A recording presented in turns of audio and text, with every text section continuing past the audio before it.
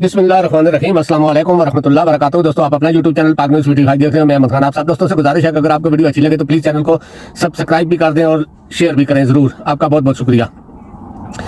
खुशखबरी है, जुम्मा मुबारक हो पाकिस्तानियों को, क्योंकि सच सामने आ जाता है जितना भी हो। इस्लामाबाद हाई कोर्ट के चीफ जस्टिस को जूतों पे जूते पड़ रहे हैं, मुंह लालो लाल हो गया है, लेकिन उस बेगैरत को शर्म फिर भी नहीं आ रही।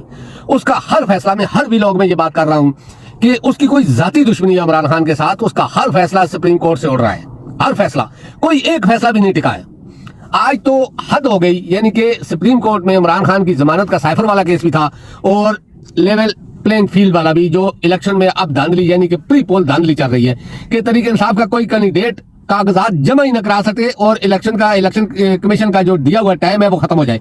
असल चीज यही इन्होंने शुरू की हुई है। सबसे बड़ी चीज तो यही बनती है कि किसी तरीके से तरीके इंसाफ का कोई कैंडिडेट भी कागजात न जमा करा सके ताकि नवाज शरीफ को 2/3 मेजॉरिटी दिलवाई जाए। ये सब चीजें होने के बाद आपने सुन लिया होगा, मैं अपने पिछले व्लॉग में भी कह चुका हूं। उसके अलावा हर सोशल मीडिया की किसी वेबसाइट पर चले जाओ, आपको यही मिलेगा कि तहरीक इंसाफ के आदमियों से कागज छीने गए, पुलिस पकड़ के ले गई, गिरफ्तार कर लिया, वकला को भी नहीं छोड़ा। बल्कि हालत तक कल से ये खबर चल रही थी कि इमरान खान से दस्तखत करवाने के लिए जेल के अंदर वकील गए, एक वकील अंदर गया, वापस ही नहीं आया। अब आप सोचो कि इस चीज पर इनको शाबाशी देनी चाहिए या गालियां देनी चाहिए। दिल तो मेरा यही करता है, लेकिन मैंने अभी जुमे की नमाज पढ़ी है इसलिए नहीं दे सकता, लेकिन आमर फारूक के लिए तो मेरे पास स्पेशल अल्फाज रहेंगे। आज सुप्रीम कोर्ट में जब इमरान खान का जमानत का केस साइफर वाला लगा और लेवल प्लेइंग फील्ड वाला केस लगा, तो उसमें तकरीबन 3 जजेस का बेंच था, जिसमें जो चीफ जस्टिस तारक मसूद हैं, उन्होंने तो अपना आप दिखा दिया। यानी कि पटवारीपन की भी कोई हद होती है, चमचागिरी की भी कोई हद होती है। कितनी बड़ी पोस्ट तेरे को एक चलो आर्जी मिली है, मिली तो है ना, तो उसका भी तू ध्यान नहीं रख सकता। और ऐसे ऐसे रिमार्क्स उसने लिए कि वो इमरान खान के लिए बहुत ही खतरनाक थी, बहुत ही खतरनाक। लेकिन दूसरी साइड में जस्टिस अतर मैनुल्लाह ने आज वो खड़ा किया जिनकी उनसे तवक्को थी और जिसके लिए वो मशहूर हैं। और आप देख रहे होंगे कि बहुत सारे अहम केस हैं, उसमें अतर मैनुल्लाह साहब को नहीं बिठाया जाता, यानी कि उस बेंच में नहीं शामिल किया जाता, जो भी अहम या इस तरह के केस है। लेकिन आज जो कुछ उन्होंने किया ना, इसके बाद तो शायद चीफ जस्टिस भी उनको ना बुलाए, क्योंकि आज जो खड़ाक उन्होंने कर दिया है ना, ये तारीख का रिकॉर्ड ही खड़ाक है। लेकिन असल वजह क्या है कि जो केस बनाए गए हैं ना, यानी कि जितने केस भी बनाए गए इमरान खान के खिलाफ, सब झूठ पर मबनी थे। साइफर वाला केस आज जब उस पर समाअत हुई, जमानत का केस था जो हाई कोर्ट इस्लामाबाद ने, तो उसमें फांसी की सजा भी, उम्र कैद की सजा भी, यानी कि फैसला दे दिया था इमरान खान के खिलाफ। तो आज अतर मैनुल्लाह ने कहा कि हाई कोर्ट फैसला कैसे सुना सकता है, उसने तो खत्म ही कर दिया है केस फैसला देकर।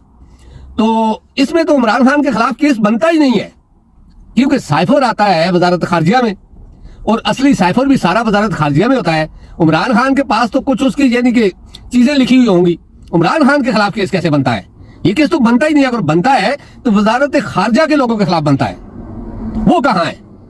तो इसमें ये केस इमरान खान के खिलाफ कैसे बना, ये शाह मोहम्मद कुरैशी के खिलाफ कैसे बना? आगे से जो इनके वकील थे FIA के, उन्होंने कहा कि ये मुल्क का मजाक उड़ाया गया है, इस तरह की बातें की। तो उन्होंने कहा हमें सिर्फ इतना बता दो अब क्या हो रहा है, अब तो मुल्क का डबल मजाक उड़ रहा है। तुम्हारा साइफर बढ़ गया, साइफर बढ़ गया। साइफर में इमरान खान की और शाह मोहम्मद कुरैशी की जमानत मंजूर हो गई है। अब रिहाई कब होगी? ये हो सकता है किसी और केस में इन्होंने डाला हुआ हो कि इमरान खान को गिरफ्तार करना है, क्योंकि आपको पता है कि पाकिस्तान में इस वक्त पटवारीपन हर अदारे में छाया हुआ है। यानी कि सबसे ताकतवर अदारे में भी पटवारी है, उससे नीचे वाले सारे अदारों में भी पटवारीपन है, पूरा पटवारी बैठे हुए हैं। लेकिन आज जो कुछ अतर मैनुल्लाह ने कहा ना, आप यकीन करो कि अगर गैरत हो चीफ जस्टिस आमर फारूक में होगी तो नहीं, क्योंकि गैरत होती है ऐसा बंदा काम नहीं करता, लेकिन अगर थोड़ी सी भी हो, इतनी सी भी, तो यकीन करो कि इस्तीफा देकर घर चला जाना चाहिए। क्योंकि उसकी हर जितनी दफा उसने जो फैसले भी किए इमरान खान के खिलाफ, वो फैसले सुप्रीम कोर्ट में पहली हियरिंग में उड़ गए। ये मैं पहले भी कह चुका हूं, लेकिन उसको शर्म नहीं आती। पता नहीं इतना बेशर्म कोई आदमी जज भी हो सकता है पूरे पाकिस्तान की, यानी कि बड़ी अदालत है हाई कोर्ट, एक ऊंचे लेवल की अदालत है सुप्रीम कोर्ट के बाद, उसका वो चीफ जस्टिस है, यानी कि आम जज भी नहीं है, चीफ जस्टिस है।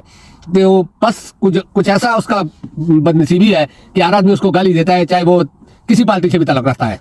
लेकिन आज जो कुछ अतर मैनुल्लाह ने कहा, या जो कुछ आज फैसला आया इलेक्शन के बारे में भी, उसने तो इलेक्शन कमीशन को भी वार के रख दिया। उन्होंने कहा शेब शाहीन को कि आप 3 बजे तक इलेक्शन कमीशन में जाओ, जाकर उधर दरख्वास्त दो, अगर कोई फैसला ना आए फिर हमें बताना। तो सारा यानी कि पूरा निकाल नकुल के उन्होंने वाज़ेह लफ्ज़ों में कहा कि आईजी को हुक्म दो, हर आईजी को, कि तरीके इंसाफ को पूरा पूरा मौका दो, उसके खिलाफ कोई ऐसी कार्रवाई नहीं होनी चाहिए। क्योंकि सुप्रीम कोर्ट में आज खुलकर सब कुछ बता दिया गया कि हमारे कागजात छीने जाते हैं, पुलिस की वर्दी में आते हैं वो लोग, और नून लीग के गुंडे जो पुलिस के अंदर आते हैं, एक पुलिस वाला होता है, 10 उनके गुंडे होते हैं, वो मारा कुटाई करके कागजात ले जाते हैं, बोलते हैं हम पुलिस वाले, लेकिन सारे नून लीग के गुंडे हैं। तो इस तरह का, तो फिर अतर मैनुल्लाह को तो गुस्सा आ गया बहुत ज्यादा। फिर उसने ऐसे ऐसे रिमार्क्स दिए कि आप यकीन करो कि तफसील तो मैं भी नहीं बता सकता, क्योंकि मैं भी रास्ते में हूँ, खड़ा होकर ये वीडियो बना रहा हूँ। जब खबर आई है तो मैंने बोला चलो एक व्लॉग कर ही लूँ। तो ये बड़ी खुशी की बात है, पूरे पाकिस्तान को मुबारक हो। जो कुछ इन्होंने सोचा था वो नहीं हुआ, क्योंकि साइफर इनके आगे एक ऐसा केस था कि जिसमें इनकी कोशिश थी, और इंटरनेशनल एस्टेब्लिशमेंट की और शरीफों की, खासकर नवाज शरीफ और मरियम की, कि इमरान खान को किसी तरीके से आगे से हटा दिया जाए ताकि फ्यूचर में भी इसका नाम ना रहे। लेकिन वो जो करता है ना, वो मुख्तलिफ होता है। आज शरीफ भी बढ़ गए, इलेक्शन कमीशन भी बढ़ गया, इनको लाने वाले भी बढ़ गए, और आमर फारूक तो 2 बार बढ़ा।